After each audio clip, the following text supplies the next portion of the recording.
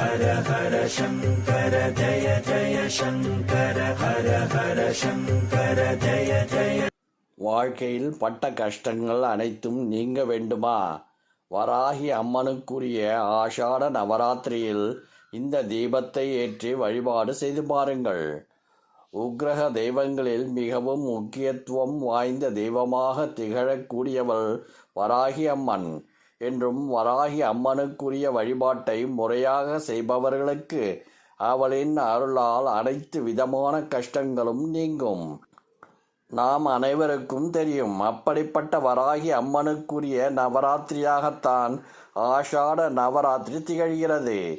இந்த 9 நாளும் வராகி அம்மனை முழு மனதோடு வழிபாடு செய்து பலவிதமான நன்மைகள் உண்டாகும்.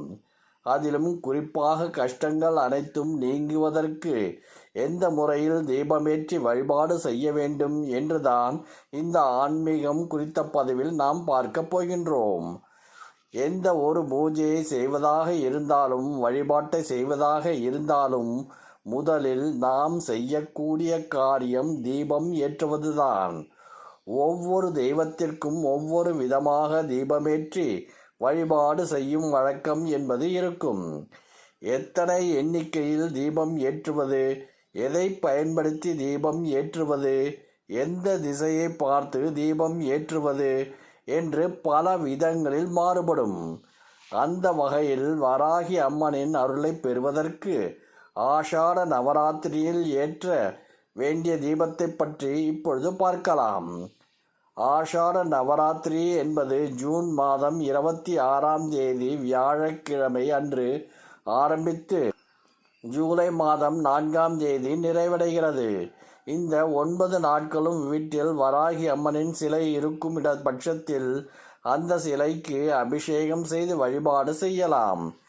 தினமும் அபிஷேகம் செய்ய இயலாதவர்கள் முதல் நாள், பஞ்சமி திதி, அஷ்டமி திதி, நிறைவு நாள் போன்ற நாட்களில் அபிஷேகம் செய்து வழிபாடு செய்யலாம். தினமும் வராகி அம்மனுக்கு ஏதாவது ஒரு பொருளை நைவேத்தியமாக வைக்க வேண்டும். விரதம் இருப்பவர்கள் எப்பொழுதும் போல 9 நாட்களும் தங்களுடைய உடல் சூழ்நிலைக்கு ஏற்றவாறு விரதம் இருந்து கொள்ளலாம். இதோடு சேர்ந்து நாம் வராகி அம்மனுக்கு ஏற்றக்கூடிய ஒரு தீபம் நம்முடைய வாழ்க்கையில் இருக்கக்கூடிய கஷ்டங்களை போக்கும். அதற்கு ஒரு தாம்பாள தட்டை எடுத்துக்கொள்ளுங்கள். 5 செம்பருத்தி இலைகளை பறித்து சுத்தம் செய்து அதை தாம்பாள தட்டில் வட்ட வடிவில் வைத்து அதன் நுனி பகுதியை சந்தனம், குங்குமம் வைத்து கொள்ளுங்கள்.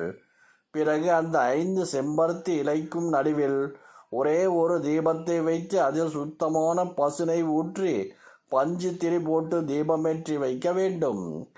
அதே போல வராகி அம்மனுக்கு நாம் ஏற்றக்கூடிய இந்த தீபத்திற்கு செம்பருத்தி மலரை சாற்றி வழிபாடு செய்வதன் மூலம் நம்முடைய கஷ்டங்கள் அனைத்தும் நீங்கும்.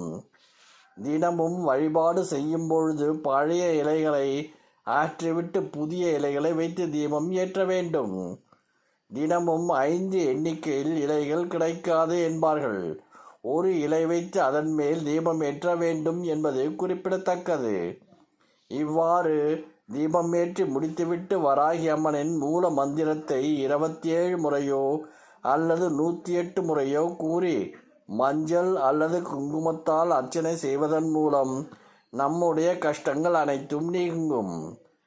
வராகி அம்மனை நினைத்து கலசம் வைத்து விரதமிருந்து ஆஷாட நவராத்திரியில் வழிபாடு செய்ய இயலாதவர்கள் கூட இந்த எளிமையான தீபத்தை ஏற்றி வழிபாடு செய்ய வராகி அம்மனின் அருளை பரிபூர்ணமாக பெற்று கஷ்டங்கள் மற்றும் நிம்மதியான சந்தோஷமான வாழ்க்கை வாழ முடியும். ஹர ஹர சங்கர ஜய ஜய சங்கர ஹர ஹர சங்கர ஜய ஜய.